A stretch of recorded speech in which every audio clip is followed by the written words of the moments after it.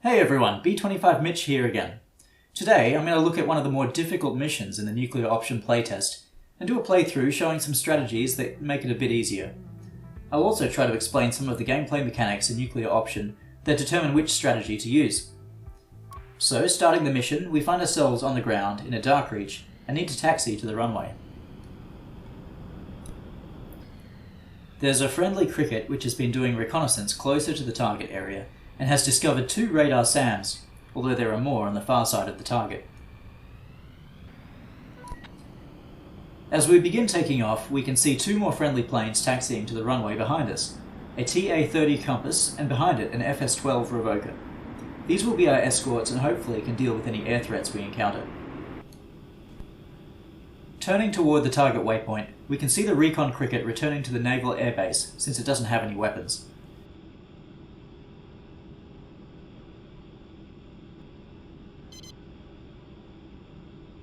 The airbase radar is also picking up an enemy compass heading our way. To avoid it, I'm going to fly to the left of the target waypoint and let my wingmen handle the threat.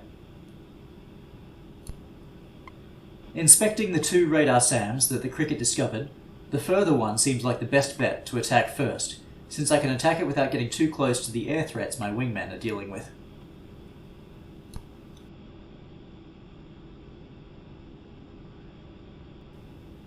The attack strategy will be to get as close as possible while hiding behind terrain, and then do a brief pop-up attack before flying low again and using the radar jammer. The radar jammer is particularly effective at breaking radar lock when you're flying close to terrain.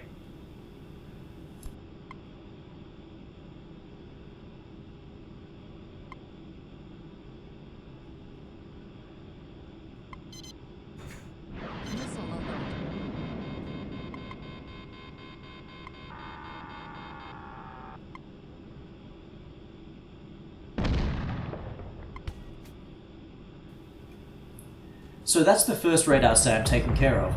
Now I need to turn around and target the second one.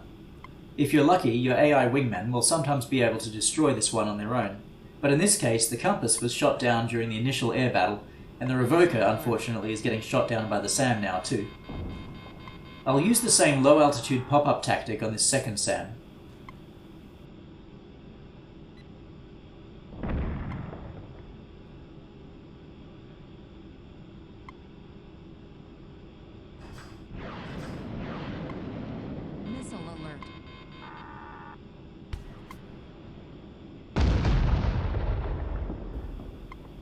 A short-range missile has been fired at me from behind, but I have enough distance and speed to outrun it. If your tactical map in the bottom left shows a radar warning coming from the direction of the missile, it's probably a radar SAM. Otherwise, it's an IR missile, and you can defeat it using flares. Now that the 2 closest radar SAMs are destroyed, it's time to climb to a higher altitude. I'd recommend 5,000 meters minimum for the next phase of the attack, and 15 degrees is a good climb angle in the dark reach. So reaching higher altitude now, I'm going to gently turn around and look for the vehicle depot at the objective waypoint. I'll target the depot first, since it's the objective, and then lock onto 7 extra targets nearby since I'm carrying 8 bombs.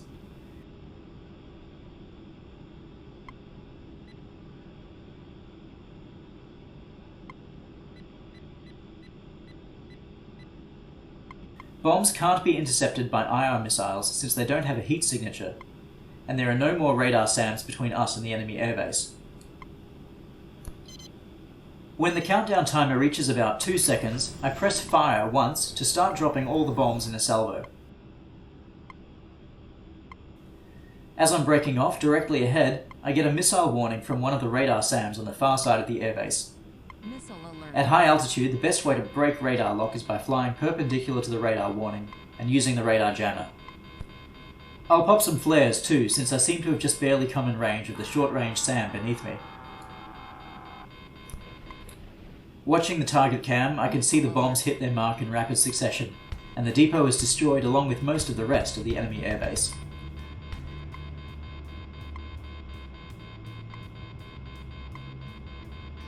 There's still a couple radar SAMs chasing me, but they're at the very edge of their range and I could easily outrun them.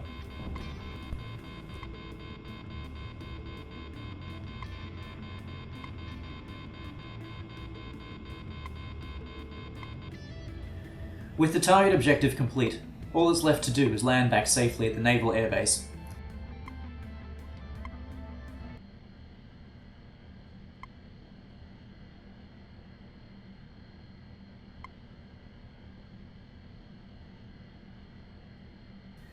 Reducing throttle to 0 activates the Dark Reacher's air brakes, which are very effective at high speeds, producing over 1 G of deceleration. Below 500 km per hour, it's safe to deploy the landing gear, which also helps slow down for landing.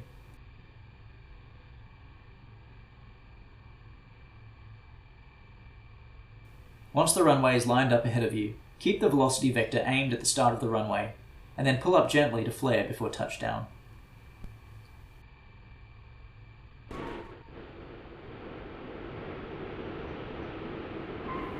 I hope you've enjoyed this mission playthrough. If you did, I'd really appreciate it if you could like the video and subscribe to the channel to get regular updates on the development of Nuclear Option. Bye for now!